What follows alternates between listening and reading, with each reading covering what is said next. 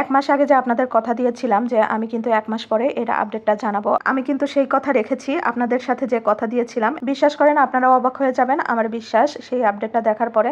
তো যাই হোক, আজকে কিন্তু সকালবেলা ঘুম থেকে একটু লেট করেই উঠেছি, যেহেতু সবার ছুটি। আর শুক্রবার মানেই কিন্তু ছুটির দিনে একটু মাংস ভাত না রান্না করলে চলেই না। বিশেষ করে মুসলিমদের এই জুম্মার দিনটাই মনে হয় ঈদের দিন। তো আপডেটটা কিন্তু আপনাদের অবশ্যই জানাবো, কি আপডেট দিলাম আর আপনারা কি দেখে চমকে যাবেন। অবশ্যই ভিডিওর শেষ পর্যন্ত দেখতে থাকুন, আপনারা নিজেই অবাক হয়ে যাবেন। তো যাই হোক, আমি কিন্তু এখানে পেঁয়াজ, কাঁচামরিচ, তেজপাতা সহ লাল করে ভেজে নিয়েছি। তারপরে একটু জিরা ফোড়ন দিয়ে কাঁচা মাংসগুলো ধুয়ে রেখেছিলাম সেগুলো বাগার দিয়ে নিলাম। আজকেও যেহেতু একটু বেশি পরিমাণ মাংসই রান্না করছি, এই জন্য কিন্তু এভাবেই রান্না করলাম, আস্ত মশলা দিয়ে। আর বাটা মশলার ভিতরে আদা রসুন বাটা, পেঁয়াজ জিরা বাটা পরিমাপ মতো দিয়ে দিয়েছি, হলুদ গুঁড়ো, মরিচ গুঁড়ো আর লবণও দিয়ে দিয়েছি স্বাদ মতো। আর সাদা এলাচ, কালো এলাচ, গোলমরিচ, দারচিনি, লবঙ্গ সবকিছুই কিন্তু আমি পরিমাপ মতো দিয়ে দিয়েছি আস্তে আস্তে। দিয়ে ভালো করে একেবারে কষিয়ে নিচ্ছি পানিটা উঠে আসা পর্যন্ত। আর এপাশ থেকে চুলোয় কিন্তু আমি একটু অন্য সবজি রান্না করব, মানে বাড়ি থেকে লাউ দিয়েছিল, 4টা লাউ দিয়েছিল একেবারে কচি কচি। এইটাই লাস্ট পর্যায়ে এসে কিন্তু বিচিগুলো বাড়তি হয়ে যাচ্ছিল, এই কারণেই ভাবলাম যে ঝটপট ভাবে রান্না করে নেই। তো লাউটা আমি বাগার দিয়ে দিলাম পেঁয়াজ, কাঁচামরিচ তেলে ভেজে নিয়ে, একটু জিরা ফোড়ন দিয়ে। সাধারণত আমি সবসময় সব ক্ষেত্রেই, সব তরকারির ক্ষেত্রেই এই কাজটা করে থাকি। তো যাই হোক, দেওয়ার পরে লাউগুলো দিয়ে দিলাম। আর এখানে গুঁড়ো মশলার ভিতর হলুদ গুঁড়ো আর মরিচ গুঁড়ো দিয়ে স্বাদ মতো লবণ দিয়ে ভালো করে কষিয়ে নিচ্ছিলাম।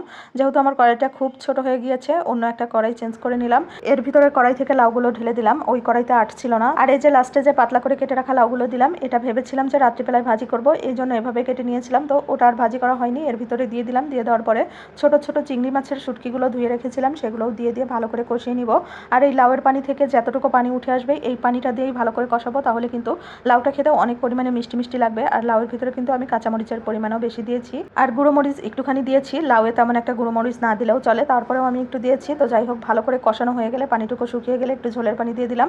আর এদিক থেকে কিন্তু আমার মাংস ভুনাটা মাখো মাখো টাইপের হয়ে গেছে। আর আমার বাসার সবাই কিন্তু এই মাখো মাখো মাংসটা বেশি পছন্দ করে, গরুর মাংস হোক কিংবা মুরগির মাংস হোক। তো যাই হোক, নামানোর আগ মুহূর্তে একটু আস্ত সাদা এলাচ আর একটু দারচিনি আধা ভাঙা করে দিয়ে দিলাম। আর লাস্টে ভাজা জিরার গুঁড়ি আর গরম মশলার গুঁড়িটাও দিয়ে ভালো করে কষিয়ে আর একটু ঝোলটা টেনে নিলে আমি নামিয়ে নিব, এই কারণে ঢাকনা দিয়ে ঢেকে আসলাম। আর আপনাদের সাথে যে আপডেটটা শেয়ার করতে চেয়েছিলাম সেটাই দেখাচ্ছি। 1 মাস 1.5 মাস আগে আমি কিন্তু এই রঙের বালতিটাতে ছোট্ট একটা বেলি ফুল গাছ এনে লাগিয়েছিলাম। তার কিছুদিন পরে কিন্তু আমি পচা পান্তা ভাত বেলি ফুল গাছের গোড়ায় আমি ঢেলে দিয়েছিলাম, একটু মাটি খুঁচিয়ে। তারপরে গোড়া থেকে কিছুটা দূরে টবের সাইড দিয়ে মাটি দিয়ে ঢেকে দিয়েছিলাম।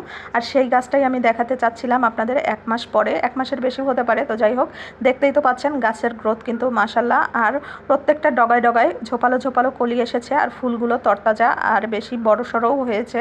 আর এর মাঝেও কিন্তু আমি একটা কাজ করেছি, সবজির খোসা, কলার খোসা আর পেঁয়াজের খোসা ভেজানো পানিটা সাথে আর একটু নর্মাল পানি মিক্স করে আমি কিন্তু গাছের গোড়ায় একবার দিয়েছি, তাতেই মাশাল্লাহ এত সুন্দর গ্রোথ। আর সবসময় কিন্তু আমি ঘরে থাকা এই সব সারই আমি ব্যবহার করি গাছের গোড়ায়, কোনো কেনা সার দেই না। তো যাই হোক, গাছটা কিন্তু দেখিয়েই দিলাম আর আপনাদের সাথে সেই আপডেটটা জানিয়ে দিলাম, আমি কিন্তু কথা রেখেছি। আর এদিক থেকে গাছের গোড়ায় যে সবজি ভেজানো খোসার পানি দিয়েছিলাম, সেখান থেকে মরিচের বিচি মনে হয়েছিল, সেগুলো কিন্তু গাছের গোড়ায় চারা বেরিয়েছে। কি সুন্দর মাশাল্লাহ, আমার 1 কাজে 2 কাজ হয়েছে। বারান্দা থেকে এসে দেখি মাংস আর লাউয়ের তরকারিটা একেবারে পারফেক্ট ভাবে হয়ে গেছে। তো আজকে এই পর্যন্তই, সবাই ভালো থাকবেন, আল্লাহ হাফেজ।